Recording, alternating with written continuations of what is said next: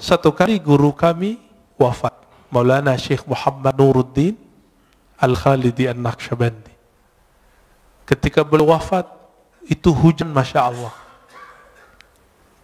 Imam Az-Zahabi menyebutkan satu perkataan dari seorang imam ahli hadis di abad ke-6 Hijriah.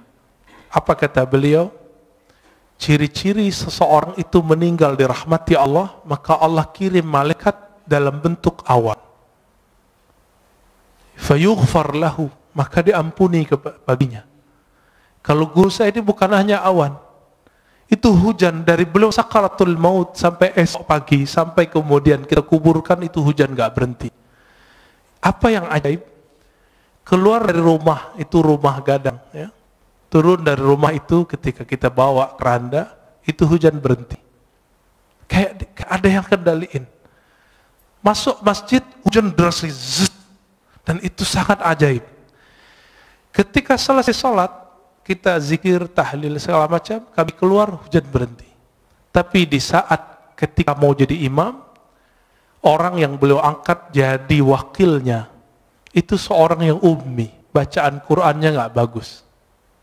Tiba-tiba ada seorang murid yang dianggap telah durhaka oleh beliau, ingin tebar pesona jadi imam. Padahal nggak ada yang nyuruh beliau. Awalnya mau narik dia untuk turun, tapi tiba-tiba beliau dapat ilham dari kolbunya sendiri yang bicara. Apa kata kolbunya? Hei, kamu tidak usah emosi. Yang menggerakkan dia ke depan siapa? Itu Allah, bukan kamu, bukan dia. Dipikir-pikir, oh saya juga nggak hafiz Quran. Ya sudah. Nah itu, ya, itu adabnya. Maka saya tidak pernah lagi marah waktu karena jenggot saya nggak terlalu panjang, celana saya kadang jingkrang, kadang tidak. Satu kali di satu masjid kita masuk, semua jamaah udah siap mempersilakan saya jadi imam karena saya ustadz di situ. Tiba-tiba dia nyelonong dari luar masjid keluar, masuk. Dan kita lihat, wow, penampilannya sangat perfect. Celananya jingkrang, jenggotnya panjang, pakai kopiah. Emang sangat perfect. Tapi nggak salam, nggak kalam. Ya udah, akhirnya saya yang qomat. Kenapa? Ingat kalimat yang tadi. Siapa yang menggerakkan dia? Allah. Karena seandainya dia jadi makmum, dia akan benci kepada saya. Dan salah satu imam yang Allah tidak ridhoi jika makmumnya tidak ridho kepadanya. Jika ridhonya tidak berkaitan dengan syariat, tidak masalah. Tapi kalau berkaitan, itu bermasalah. Maka kita biarkan. Ya. Saya ikutin aja. Ya. Yang saya lihat bukan dia, tapi yang saya lihat adalah gerakan-gerakan dari Allah Ta'ala. Bapak Ibu Saudara makan Allah, kalau orang begitu, kira-kira kebencian keluar nggak dari kolbunya? Insya Allah keluar ya. Baik. Kembali ke yang tadi. Maka al-a'mal, amal itu masdaruhal qalb. Tempat terbitnya adalah qalbu. Tapi dia butuh bukti. Maka di Quran disebut i'malu fasarallahu a'makum. Beramallah kamu, maka Allah akan memperhatikan amalmu. Nah, pertanyaannya, merasa diperhatikan Allah nggak tadi sholatnya? Berarti sholatnya belum ngamalin ayat ini. Coba mulai hari ini beramal itu karena ayat itu. Beramallah kamu, Allah akan pandang amalmu. Tapi apa yang Allah pandang? Maka ditaksis dengan hadis Nabi SAW, hadis Imam Muslim tadi dan Imam Bukhari juga ada yang semakna bahwa Allah memandang ke qalbumu. Jadi yang dipandang itu bukan rukuknya, tapi ini yang disebut ahwal dalam rukuk. Mesti ruku. Yang dipandang bukan sujudnya. Sehingga jidat kita mulai sakit ketika sujud lama. Bapak kalau buka kopiahnya mungkin ada hitamnya. Bukan itu yang Allah lihat. Betul. Beruntung kalau yang punya itu. Nanti malaikat maut pun mikir-mikir mau cabut. Wah ini ahli tahajud ini kayaknya ya. Tapi bukan itu yang kita kejar. Kau bisa sembunyiin itu. Kenapa? Karena yang disebut simahum fi wujuhim min atharis sujud itu artinya efek sujudnya itu terlihat di wajahnya. Apa efek sujud? Ketika orang sujud, dia lebih merendahkan wajahnya, otaknya yang doktor, otaknya insinyur, otaknya yang sarjana, otaknya yang hafiz, otaknya yang pinter itu, dia taruh di mana? Di bawah bokongnya, di bawah tempat keluar najis semua.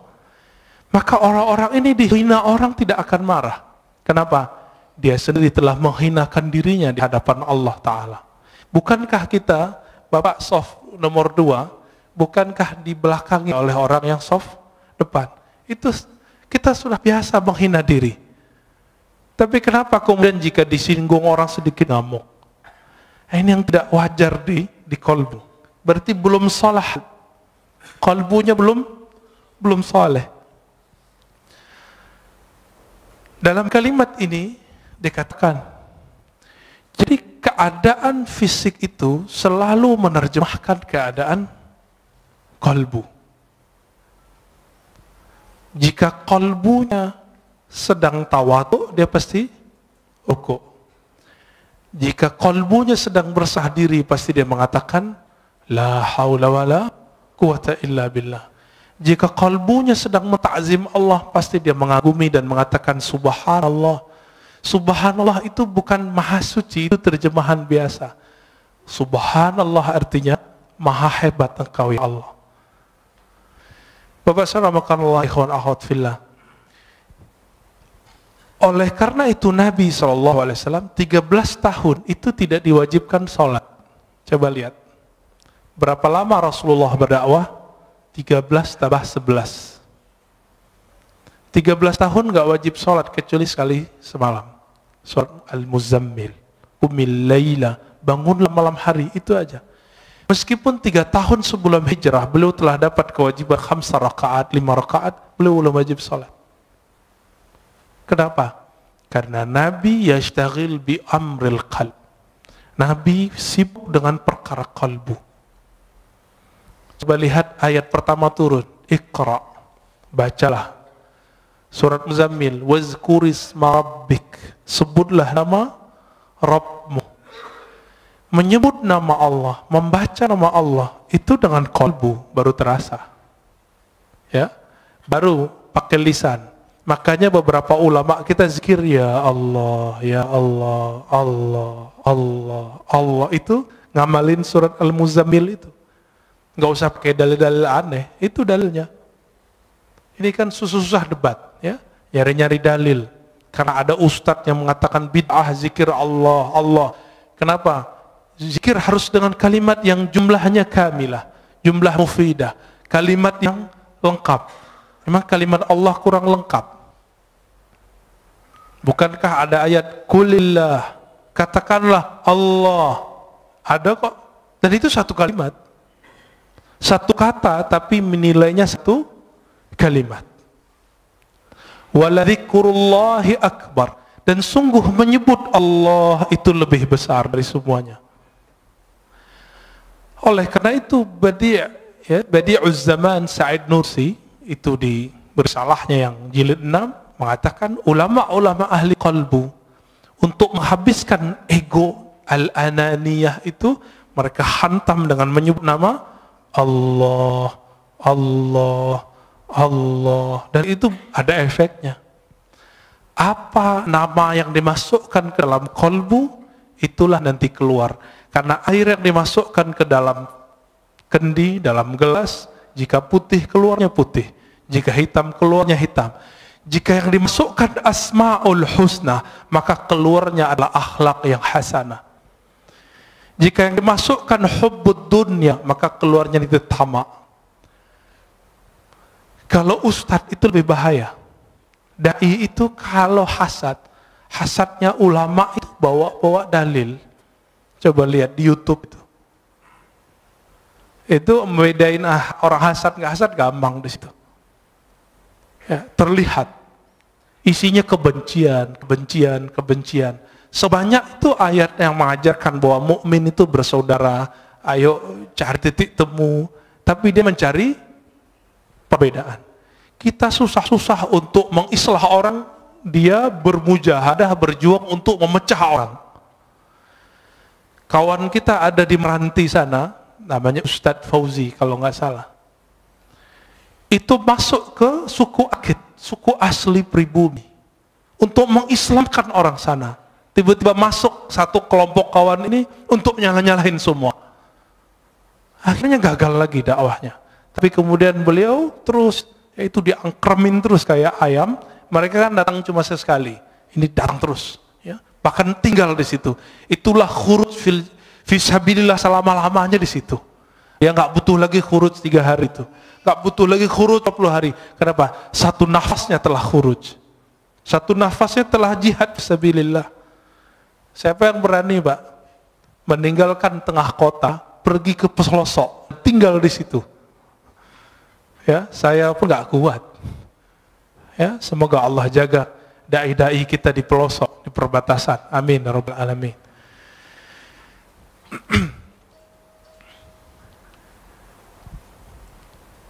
Oleh karena itu, masyayikh kita mengajarkan zikir qalbu. Ketika latihan, maka kurangi dulu zikir-zikir fisik. Dulu kami latihan 40 hari, itu cuma zikir qalbu. Yang wajib-wajib kita nggak boleh tinggal. Sholat jamaah, 5 waktu, sholat Jumat, yang itu kita kejar terus. Tapi kerjanya ngapain? Setelah sholat zikir, setelah zikir zikir, setelah zikir zikir, setelah zikir zikir, sampai tidur pun zikir. 40 hari 40 malam. Kami kurangi makan, kurangi tidur, kurangi macam-macam kata-kata orang sekitar. Ah, ngapain itu? Itikaf kan 10 hari doang kok 40 hari. Dia lupa, Nabi Yunus itu itikafnya di dalam perut ikan berapa hari? 40 hari. Nabi Musa di Tur Sina 40 hari. Nabi Muhammad SAW di Goa Hira juga 40 hari. Dan itu rutin terus. Jadi kalau ingin mewarisi rohani Rasulullah SAW, minimal apa yang telah beliau fikskan, 10 hari. Bisa nggak ninggalkan dunia? 10 hari sebelum betul-betul kita meninggalkannya. 10 hari nanti bisa nggak, Pak? Tapi handphonenya off, tidurnya dikurangi, makannya dikurangi. Maka harus ada tim gizi ketika orang itikaf. Di sini ada dokter, ada ahli gizi. Silakan Pak ngobrol nanti. Kurangi makan daging, boleh makan daging. Tapi kalau cuma itikaf makan daging, syahwatnya besar, nggak bisa ngapa-ngapain. Maka disebutkan taklilut ta'am, mengurangi makan, termasuk memilih makan-makan yang ringan-ringan. Maka kami 40 hari itu, sampai hari ke-20 vegetarian. Hari ke-21 baru makan daging. Karena ngobrol dengan dokter. Kata dokter, sel-sel itu kalau nggak dapat daging selama 20 hari, maka dia akan makan yang ada di tubuh. Padahal itu udah tertulis oleh Maulana Khalid Al-Baghdadi dalam kitabnya. Beliau bukan dokter, tahu dari mana coba? Tapi dapat ilham.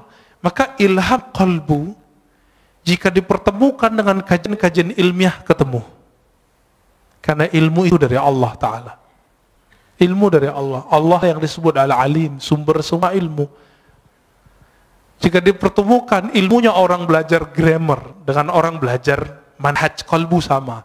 Yang mempertemukan namanya Imam Al-Qushairi, punya kitab judulnya Nahwul Qulub, Nahwul Qalb, Grammar Qalbu. Ada Pak kitabnya. Ya, kawan kita sudah buat disertasi S3 untuk itu. Tapi semoga dia juga mengamalkannya, ya. Jika di qalbu itu muncul kezuhudan, sekarang kita langsung masuk. Jika muncul kezuhudan, maka orang itu nanti akan suka puasa. Jadi puasa itu efek warid yang datang ke qalbu. Apa arti warid? Anugerah rohani datang ke qalbu. Zuhud itu nikmat yang lebih besar dari dunia dan seisinya. Orang kalau sudah masuk zuhud ke qalbunya, hidupnya kenyang. Nggak ada keluh kesah, kebahagiaan itu ada meskipun dunia tidak di tangannya. Tapi orang-orang zuhud bukan berarti dia orang miskin. Banyak orang miskin cinta dunia. Tiap hari mikirin gimana makan. Berarti dia belum zuhud. Jadi rugi 2 kali, udah miskin nggak zuhud. Orang kaya itu paling bisa zuhud karena dunia sudah di tangan. Tapi kalau kolbunya tidak dapat zikir kalbu, jadi kalbu itu punya zikir. Zikir lidah la ilaha illallah, subhanallah. Zikir kalbu Allah, hu, hay, qayyum, asmaul husna itu zikir kalbu. Dan ini harus diambil dari ahlinya. Sebagaimana kalau kalbu kita sakit, kalau badan kita sakit, kita datang ke dokter. Dan masalah kita semua apa? Masalah kita cuma satu, kita nggak adil dengan kalbu. Giliran sakit badan, ya repot kemana-mana. Ini virus corona aja udah rame kemana-mana ya. Tapi kalau ada virus kalbu, nggak rame. Udah berapa tahun nggak khusyuk? Udah berapa tahun tidak menikmati baca Quran? Kok nggak datang-datang ke ahli kalbu? Waras nggak sih?